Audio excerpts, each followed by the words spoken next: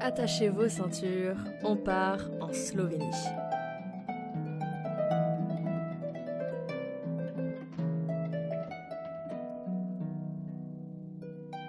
Pour nous, c'était la destination nature par excellence. Entre forêts, chaînes de montagnes, lacs et villes vertes, la Slovénie, c'est l'endroit idéal pour déconnecter. Lors de notre premier passage à Ljubljana, la capitale slovène, on a eu la joie d'accueillir en vacances dans notre combine Marine, une amie et acolyte de voyage de Noémie. Aujourd'hui, on va vous parler d'elle. Harpiste de talent, elle va nous parler de sa formation et nous en dire un peu plus sur cet instrument malheureusement trop peu connu. Je joue de la harpe depuis un certain nombre d'années, ça doit bien faire 14 ans. Quand j'ai eu 4 ans, je me suis plantée devant mes parents et j'ai dit que je voulais jouer de la harpe. Je suis même pas sûre que je savais ce que c'était, peut-être que j'avais vu les Aristochats mais c'est même pas sûr. Après 6 ans à l'école de musique, j'ai passé le concours pour entrer au conservatoire de Nantes et j'ai été prise jusqu'au diplôme d'études musicales qui est en fait en cycle 3 à la fin des études au conservatoire. On choisit entre le cycle amateur et le cycle professionnel et donc j'ai choisi le cycle professionnel et j'ai eu le diplôme à la fin. Parce qu'à l'époque je voulais devenir harpiste professionnel jusqu'au jour où je me suis rendu compte que être harpiste professionnel ça signifiait être nécessairement prof. Il n'y a pas assez en fait de formations qui permettent de vivre seulement de concerts ou seulement d'activités. Je ne me voyais pas du tout être prof à 18 ans. Enfin. Ce rapport que tu as à la musique, il est primordial. La musique a une place dans ta vie qui est juste incroyable. Ça vient d'où exactement? Ça vient de ta famille, de l'environnement dans lequel tu as grandi? C'est toi qui l'as construit? Je crois que je l'ai vraiment construit et que comme ça marchait en fait très rapidement avec cette oreille, etc. En fait, on devient rapidement quand même des bêtes à concours et tout ça et on n'a plus le choix en fait que de baigner là-dedans tout le temps. Enfin, ça, rapidement en fait, c'est que si on veut devenir professionnel et s'il y a un peu le potentiel, les profs veulent évidemment. Et rapidement on se dit il y a un concours par-ci, un concours par-là, ce serait pas mal de le faire. Et rapidement on le fait parce que oui effectivement il faut aller voir comment les autres jouent. Voilà, c'est aussi du partage les concours, hein. C'est pas non plus que jouer du mieux possible. C'est rencontrer d'autres gens de son âge qui jouent très bien. Ça oblige un petit peu à ce que ça ait une place vraiment très très importante sans qu'on le choisisse tant que ça en fait. C'est juste qu'il n'y a pas le choix, à un moment il faut y aller, on a des examens, on a des auditions. C'est très rythmé, enfin c'est très scolaire, hein. Le conservatoire c'est quand même... il y a une exigence à la fin de chaque année de s'être vraiment amélioré, donc ça prend beaucoup de place malgré nous. Et c'est pour ça aussi, je pense qu'après la prépa, après mon diplôme, j'ai voulu arrêter ça aussi parce que ça prenait trop de... C'était plus forcément toujours la musique que j'aimais, enfin c'était pas toujours un plaisir en fait. Enfin, ça devenait trop dur.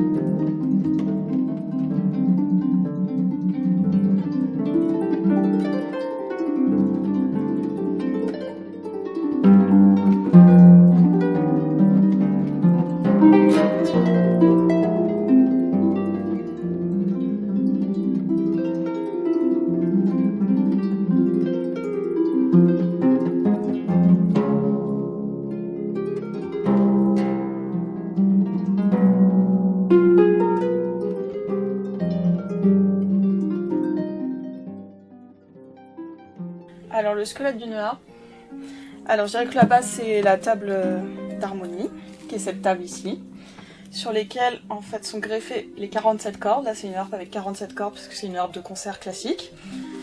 Ensuite il y a la colonne avec le chapiteau, et dedans passent les câbles qui sont reliés aux pédales.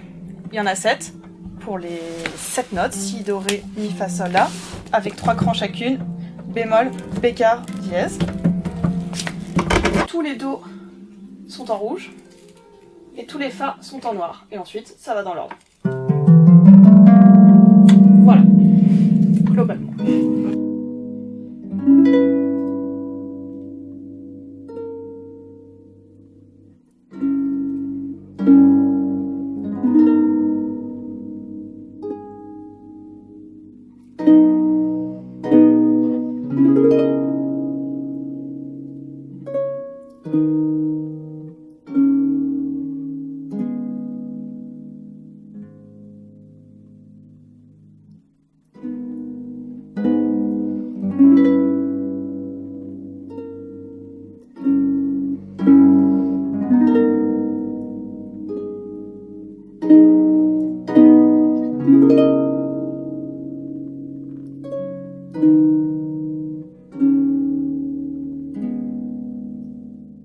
les inconvénients de la harpe, d'abord c'est le prix, qui est assez prohibitif.